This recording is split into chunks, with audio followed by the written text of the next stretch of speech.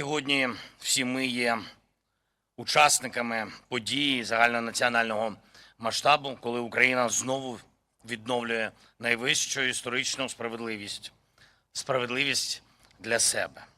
Ми повертаємо додому видатного сина українського народу. Це взірцевий воїн та вагомий державний діяч України, полковник Євген Коновалець. Разом з ним Україна повернула частину себе, своєї пам'яті, українського досвіду, нашої національної історії, історії усіх, хто в різні часи жив і бився заради України, нашої незалежності та самостійної держави. Полковник Євген Коновалець є саме такою постаттю.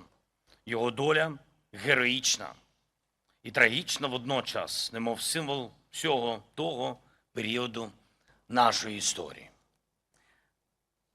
Коновалець народився в часи, коли на українській землі панували чужі держави та імперії. Усе свідоме життя він боровся за те, щоб Україна відновилась, набула реальної незалежної сили. Він боровся вчинками, переконував сміливістю і мислив реалістично тоді, коли багатьом було зручніше залишатись в полоні тих чи інших химер. Коновалець знав, що сильна держава потребує сильної армії і був організатором українського війська, звитяги якого досі надихають всіх наших воїнів.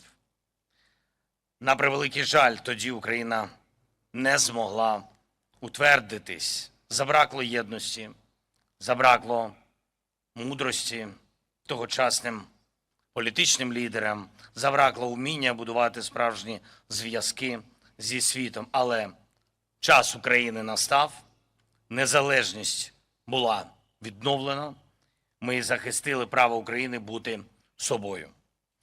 І вже ніхто не прибере з Києва синьо-жовті прапори, і тільки наша держава, і тільки Україна обиратиме собі національний шлях. Зараз, пам'ятаючи українську визвольну боротьбу, ми всі абсолютно точно знаємо, яких помилок не можна допускати. Знаємо, що потрібно Україні та на чому зосереджувати нашу увагу і наші зусилля. Знаємо, які у нашої держави мають бути національні орієнтири.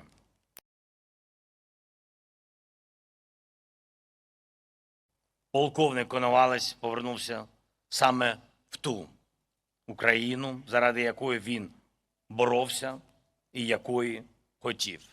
Україна сильна, суверенна, самостійна, яка шанує, розвиває свою армію, одну з найміцніших, і не тільки у Європі, а й у світі, у якої на шевронах наш герб, наш тризуб, Україна, яка стала творцем власної історії. Вже 5-й рік Росія намагається зламати нашу державу своєю повномасштабною війною і зараз знов ставить на труднощі зими, навіть більше, ніж на всю свою зброю. Але яке б зло росіяни не створили, воюючи проти нашого українського народу, ми знаємо, все їхнє зло ми повернемо їм своєю далекобійністю, а собі виборемо, створимо такий необхідний для нас мир, мир для України, яка вже ніколи не буде частиною чужої держави і не забуде своїх героїв. Пані та панове, цими днями наша країна і наш Київ майорять словами з поверненням полковнику.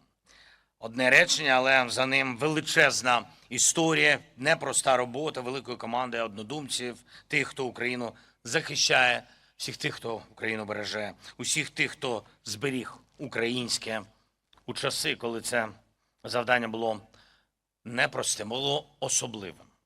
Я хочу подякувати Українській стрілецькій громаді Канади, Українському національному об'єднанню, усім українським патріотам, які десятиліттями берегли пам'ять про Коновальця і місце його поховання. Я дякую всім в Україні, хто зараз так об'єднався, щоб наша національна історія і державність могли тут, в Україні, отримати такі місця шани до українських героїв. Я дякую всій команді Офісу Президента, нашим історикам, дипломатам, сотням небайдужих та проактивних, дуже проактивних людей, для яких повернення полковника Коновальця в Україну було справою честі. Дорогі народи, сьогодні є ще чимало імен тих, хто боровся за Україну, хто надихав і творив заради України. І, на жаль, спочиває не в Україні. Ми зробимо все, аби крок за кроком повернути на рідну землю кожного і кожну зі справжніх українських героїв. Це благородна, справді благородна мета і наш обов'язок перед ними і перед усіма, з ким вони билися пліч-опліч заради того, щоб Україна була собою. Вічна слава і шана всім українським героям, вічна слава полковнику Євгену Коновальцю. Слава Україні!